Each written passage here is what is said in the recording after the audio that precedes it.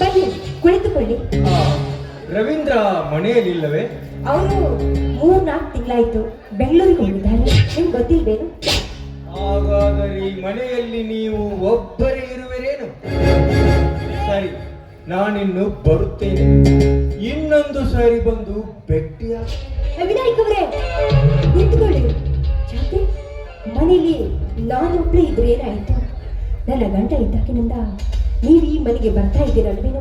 ನೀವೇನು ಹೊಸದ್ರ ಈ ಮನೆಗೆ? ನನಗೆ ಜಾಗ್ರಿ ಅಪರಿಚಿತರ ಹಾಗೆ ಮಾತನಾಡ್ತಾ ಇದ್ರಲ್ಲ. ಸ್ವಲ್ಪ ಕುಳಿತುಕೊಳ್ಳಿ, ಕಾಫಿಯನ್ನಾದ್ರೂ ಮಾಡ್ಕೊಂಡು ಬರ್ತೀನಿ. ಇಲ್ಲೇ ಕುಳಿತುಕೊಳ್ಳಿ.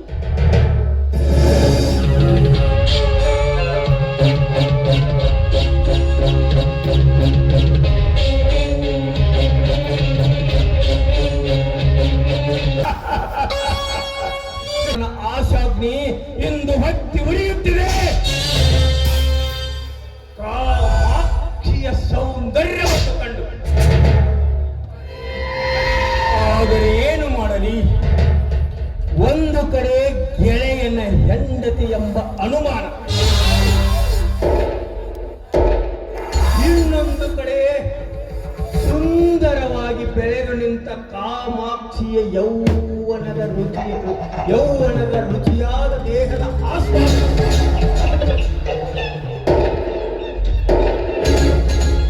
ಕಾಮಾಕ್ಷಿಯು ಎಲ್ಲರಂತೆ ಒಂದು ಹೆಣ್ಣು. ಹೇಗಾದರೂ ಮಾಡಿ ಅವಳ ಮನ ಒಲಿಸಿಕೊಂಡು ತುಂಬಿ ನಿಂತ ಅವಳ ದೇಹದ ರುಚಿಯನ್ನು ತಣಿಯಲೇಬೇಕು.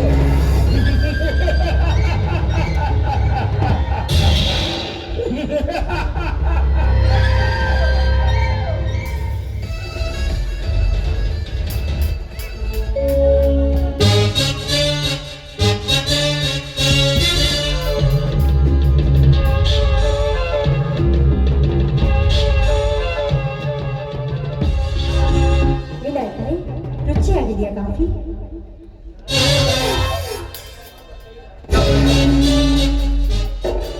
ಕಾಮಾಕ್ಷಿ, ತಯಾರಿಸುವ ಕೈಗಳೇ ಸಾಕಷ್ಟು ರುಚಿಯಾಗಿರುವಾಗ ಇನ್ನು ಕಾಫಿ ರುಚಿ ಆಗಲಾರದೆ ಕಾಮಾಕ್ಷಿ.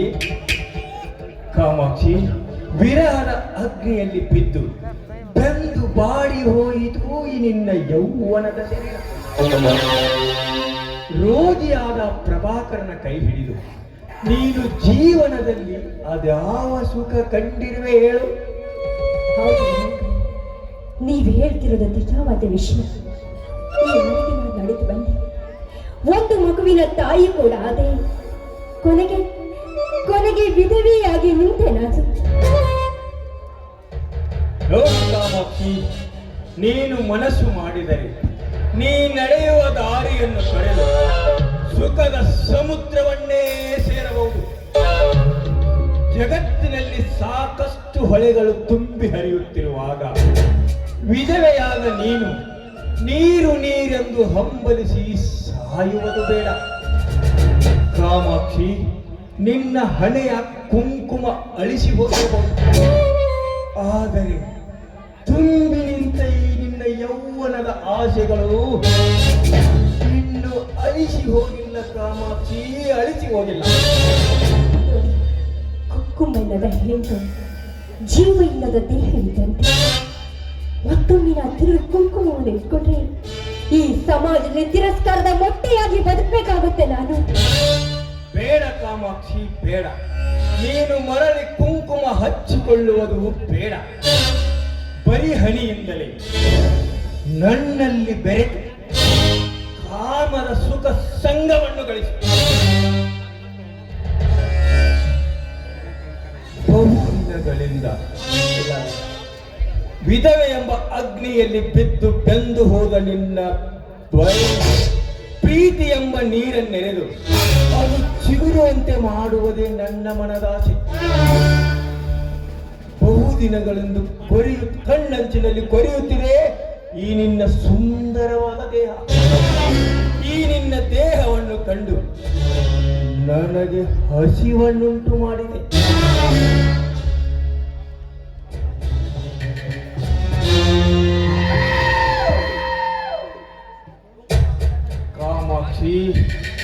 ನಿನ್ನ ಹಣೆಯ ಕುಂಕುಮ ಅಳಿಸಿ ಹೋದರಿಂದ ಆಸೆ ಕೆರಳಿಸಬಹುದು. ಸದಾ ನಿನ್ನ ಸುಖಕ್ಕಾಗಿ ಕೈ ನೀಡಿ ನಿಂತ ನನ್ನನ್ನು ತೃಪ್ತಿಪಡಿಸುವ. ಯಾಕಂದ್ರೆ ನೀನು ಹೇಳಿದ ಹಾಗೆ ಸುಖದ ಆಸೆ ನನ್ನನ್ನು ಮೂಡಿದೆ. ಆದ್ರೆ ಏನ್ ಮಾಡಲಿ, ನನ್ನ ಮಗ ರವೀಂದ್ರ ಇದ್ದಾನಲ್ವೇ, ಅವನು ಗೊತ್ತಾದ್ರೆ ನಾನು ತುಂಬ ತೊಂದರೆಯಲ್ಲಿ ಬದುಕಬೇಕಾಗುತ್ತೆ. ಏನ್ ಮಾಡೋದು ಹೇಳಿ? ಕಾಮಾಕ್ಷಿ, ಎಲ್ಲವನ್ನು ಕಲಿತು ಎಂದಲ್ಲ ನಾಳೆ ನೌಕರಿಗಾಗಿ ಹೋಗುವ ನಿನ್ನ ಮಗನ ಬಗ್ಗೆ ಚಿಂತಿಸಬೇಡ. ಒಂದು ವೇಳೆ ನಮ್ಮಿಬ್ಬರ ಪ್ರೀತಿ ಪ್ರೇಮದ ವಿಷಯ ಅವನಿಗೇನಾದರೂ ತಿಳಿದರೆ ಅವನೇನ ಮಾಡಬಲ್ಲ ನಮ್ಮನ್ನು. ತಾಯಿಯ ಸುಖಕ್ಕೆ ಅಡ್ಡವಾಗಿ ನಿಂತ ಮಗನನ್ನೇ ಧಿಕ್ಕರಿಸಿ ಬಾಳುವ ಧೈರ್ಯ ಗುಣವುಳ್ಳವಳಾಗಬೇಕು ಕಾಮಾಕ್ಷಿ, ಗುಣವುಳ್ಳವಳಾಗಬೇಕು. ಒಂದು ವೇಳೆ ನಮ್ಮಿಬ್ಬರ ಪ್ರೀತಿಯ ಪ್ರೇಮದ ರಥದಲ್ಲಿ ನೀನೇನಾದರೂ ಗರ್ಭವತಿಯಾದರೆ ಅದನ್ನು ದಕ್ಕಿಸಿಕೊಳ್ಳುವ ಶಕ್ತಿ ನನ್ನಲ್ಲಿದೆ. ಅಂಜಬೇಡ ಕಾಮಾಕ್ಷಿ, ಅಂಜಬೇಡ. ಮುಂದೆ ಬರುವ ಎಲ್ಲ ತೊಂದರೆಗಳನ್ನು ಎದುರಿಸಲು ನಾನಿದ್ದೇನೆ. ನಿರ್ಭೀತಿಯಿಂದ ಗಿರಿ ಶಿಖರವನ್ನು ಏರಿ ಸಂತೋಷ ಪಡೋಣ, ಆಯ್ತೆ? ಹಾಗೆ ಆಗ್ಲಿ, ಬನ್ನಿ, ನಿಮ್ಮಿಷ್ಟದಂತೆ ಆಗ್ಲಿ, ಬನ್ನಿ.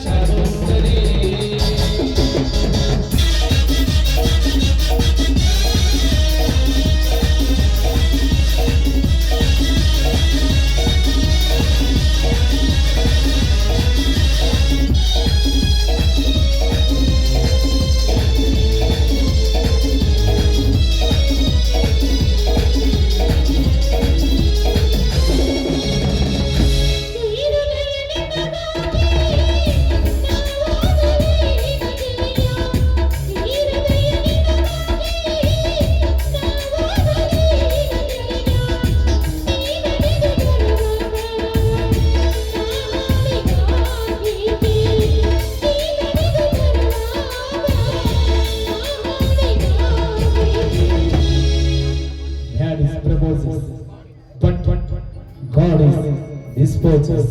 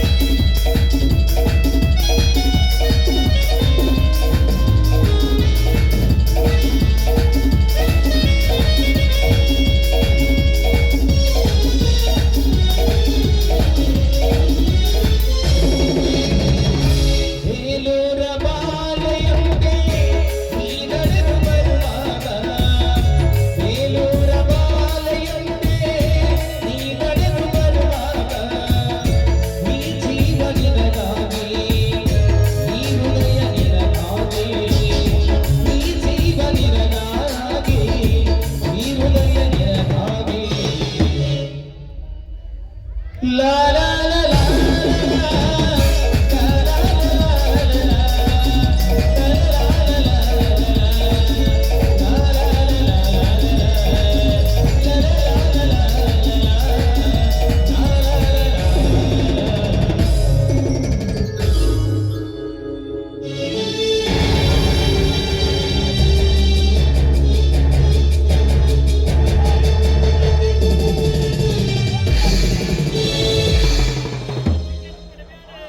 ಕಾಣುತ್ತವೆ ಕಣ್ಣುಗಳು ಪಾಪಿಯ ಕೂಡ ಎತ್ತವಳೆಂಬ ಆಧಾರದಿಂದ ಕಾಣಲು ಬಂದರೆ ಪಾಪಿಗಳ ಕೂಟವನ್ನ ಕಾಣಬೇಕಾಯಿತೆ. ಪೂಜ್ಯ ತಂದೆಯ ಮರಣದಿಂದ ಅರಜೀವಗೊಂಡ ಬಾಳನ್ನು ಬೆಂಕಿಯಲ್ಲಿ ಚೆಲ್ಲಿ ಕಾಮದ ಹೊಗೆಯ ಬಿಸಿದಲೇ ನನ್ನ ವಿಧವೆಯಾದ ಹೆತ್ತವಳೆಂಬ ಪವಿತ್ರ ಭಾವನೆಯಿಂದ ಆಧಾರದಲ್ಲಿ ಬಿಟ್ಟು ಹೋದರೆ ಗಂಡನ ಗೆಳೆಯನಾದ ವಿನಾಯಕನಲ್ಲಿ ಬೆರೆತುಕೊಂಡು ನನ್ನ ತಂದೆಯ ಪವಿತ್ರ ಕುಲಕ್ಕೆ ಕಾಮ ಸಲಾಕೆಯಿಂದ ಬರೆಯರಗಳೇ ನನ್ನ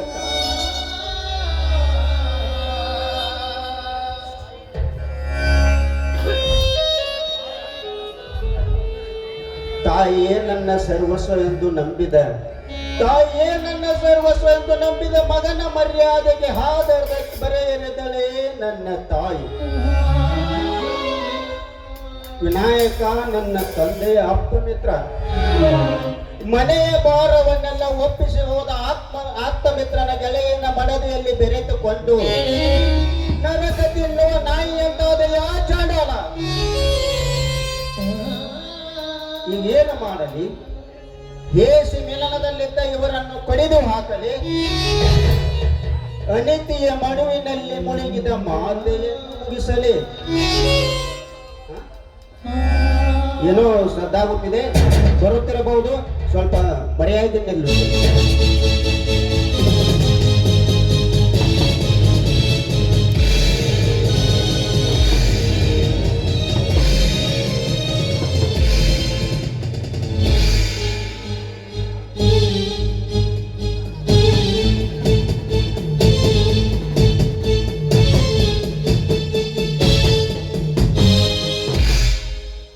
ಕಾಮಾಕ್ಷಿ, ನಾನಿನ್ನು ಬರುತ್ತೇನೆ.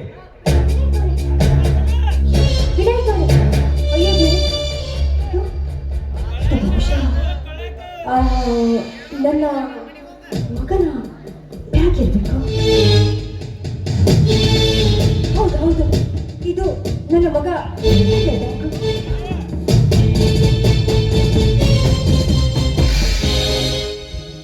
ಇನ್ನು ಪರೀಕ್ಷಿಸಿ ನೋಡು ತಾಯಿ.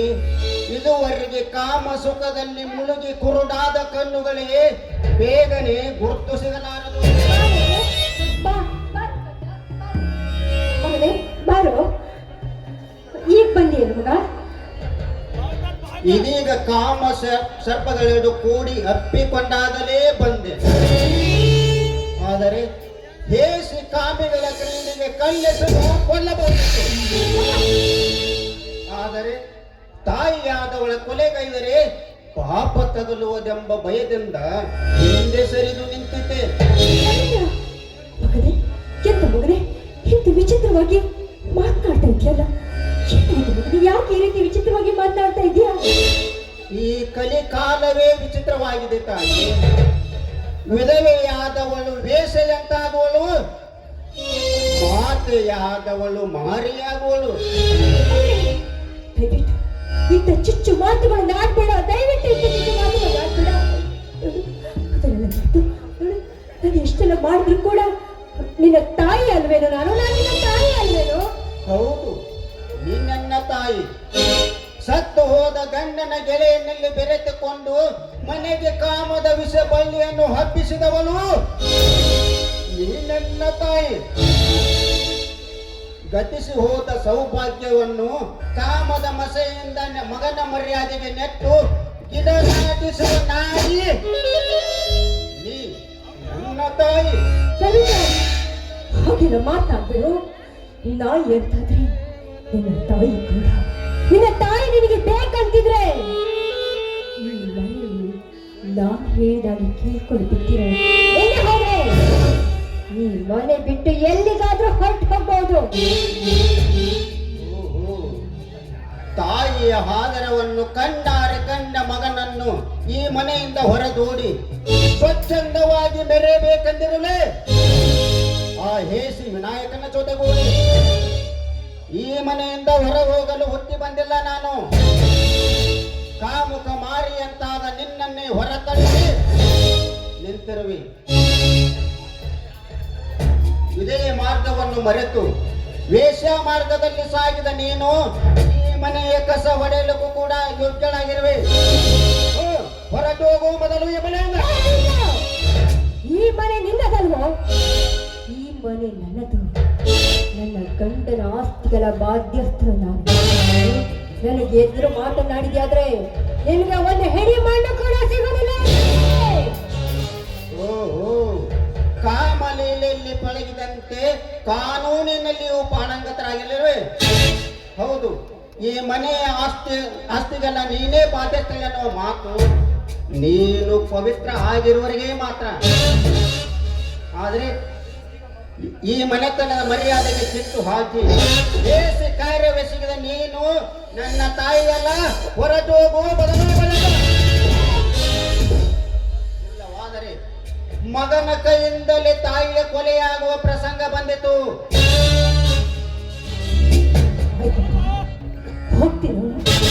ಹೋಗ್ತೀನಿ. ಇವತ್ತು ನಾನು ಮನೆ ಬಿಟ್ಟು ಹೋಗ್ತೀನಿ. ಮುಂದೊಂದು ದಿನ ನೀನು ತುಂಬಾ ಸಂಕಟದಲ್ಲಿ ಬರಲ್ಬೇಕಾಗತ್ತ.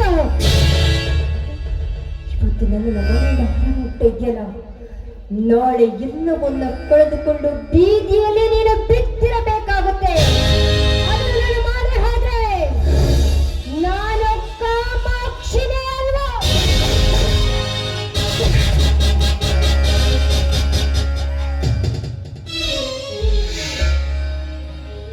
ತಾಯಿ ಆದರದ ಹೊಂಡದಲ್ಲಿ ಬಿದ್ದು ಸತ್ತು ಹೋದಳು ನನ್ನ ತಾಯಿ. ಅಂದು ತಂದೆಯನ್ನು ಕಳೆದುಕೊಂಡು ಬಲಿಯಾದೆ ಎಂದು ತಾಯಿಯು ಅಳಿದು ಹೋಗಿ ಅನಾಥನಾದೆ. ಇರಲಿ, ಅದೆಷ್ಟೋ ನನ್ನಂತೆ ಜೀವಿಗಳು ಈ ಜೀವನದಲ್ಲಿ ಜೀವಿಸಿಲ್ಲವೇ? ಈ ಮನೆಯಿಂದ ಹೊರ ಹೋದ ಏಸು ಹೆಣ್ಣಿಗೆ ಈ ಮನೆಯ ಬಿಡಿ ಕಾಸು ಕೂಡ ದೊರೆಯದಂತೆ ಮಾಡಿ ನಾನು ನನ್ನ ಜೀವನೋಪಾದ ಸಮಸ್ಯೆಯನ್ನು ಬಗೆಹರಿಸಿಕೊಳ್ಳಲೇಬೇಕು.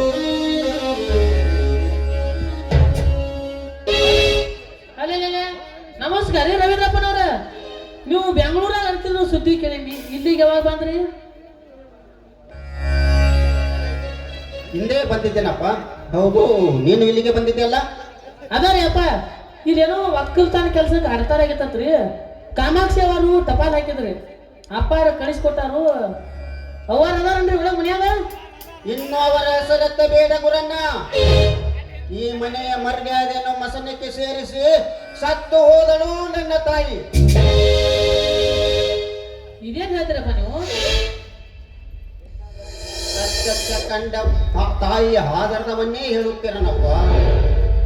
ಈ ಮನೆಯ ಒಡತೆಯಾಗಿದ್ದ ಕಾಮಾಕ್ಷಿ ಅಂದರೆ ನನ್ನ ತಾಯಿ ತನ್ನ ಗಂಡನ ಗೆಳೆಯನಲ್ಲಿ ಬೆರೆತುಕೊಂಡು ಬೀದಿಯ ಬಸವಿಯಾಗಿ ಹೊರಟು ಹೋದಳಪ್ಪ. ವಿನಾಯಕಪ್ಪ ಖಬ್ಬರ, ನೀವ್ ಏನ್ ಹೇಳ್ತೀರ ನಮ್ಗೆ ಗೊತ್ತಾಗತ್ರಪ್ಪ. ನಿಜವಾದ ಸಂಗತಿಯನ್ನೇ ಹೇಳುತ್ತಿರುವೆ ಗುರಣ್ಣ. ತುಂಬಿದ ನಮ್ಮ ಬಳಿಗೆ ಬಾವದರದ ಹಾಲವನ್ನು ಕುಡಿಸಿ ಹಾಲ ಕುಡಿಸಿದ ಅವಳ ನಿನ್ನ ಈ ಮನೆಯಿಂದ ಹೊರತಳ್ಳಿ ನಿಂತಿರುವೆ. ನಾನು ಈ ಮನೆಯಿಂದ ದೂರಾಗಿ ನಡೆದಿರುವೆ ಗುರಣ್ಣ. ನೆಮ್ಮದಿಯ ನೆಲೆ ಕಾಣಲು, ಶಾಂತಿಯ ಸ್ಥಾನ ಹುಡುಕಲು. ಅಲ್ರಿ ಅಪ್ಪರ, ನೀವು ಹೋಗ್ಮತ್ ಹೇಳ್ತೀರಿ, ನಿಮ್ ತಾಯಿನೂ ಮನೆ ಬಿಟ್ಟು ಹೊರಗೆ ಹಾಕಿರಿ. ಇಟ್ಟೆಲ್ಲ ದೊಡ್ಡ ಆಸ್ತಿಗೆ ಹಿಂದಾಡಿ ಯಾರು ಅಪ್ಪ ದಿಕ್ಕ? ಈ ಆಸ್ತಿಗೆಲ್ಲ ಏನು ಮಾಡಬೇಕು, ನಾನು ಯಾವ ದಡ ಸೇರಬೇಕು ಎಂಬ ಇತ್ಯರ್ಥಕ್ಕಾಗಿಯೇ ನಾನು ಹೊಂಟಿರುವೆ ಗುರಣ್ಣ. ಸತ್ಯ ನಿನ್ನೊಂದಿಗೆ ಹೆಚ್ಚಿಗೆ ಮಾತನಾಡುವ ತಾಳ್ಮೆಯೂ ನನಗಿಲ್ಲ. ಒಂದ ದಾರಿಯಿಂದ ನೀನು ಹಿಂದಿರುಗಿ ಬಿಡು. ನಾನು ಈ ಮನೆಗೆ ಬೀಗ ಹಾಕಿಕೊಂಡು ನನ್ನ ಮುಂದಿನ ಕಾರ್ಯವನ್ನು ಬಗೆಹರಿಸಿಕೊಳ್ಳುತ್ತೇನೆ. ತಡೀರಿ ಅಪ್ಪ ತಡೀರಿ, ಹಂಗೆಲ್ಲ ಸಿಟ್ಟಿನ ಕೈಯಾಗ ಬುದ್ಧಿ ಕೊಡ್ಬ್ಯಾಡ್ರಿ. ಎಲ್ಲದಕ್ಕೂ ಒಂದು ದಾರಿ ಐತೆ ಐತ್ರಿ. ಓ ರವೀಂದ್ರಪ್ಪನವ್ರ ತಡೀರಿ.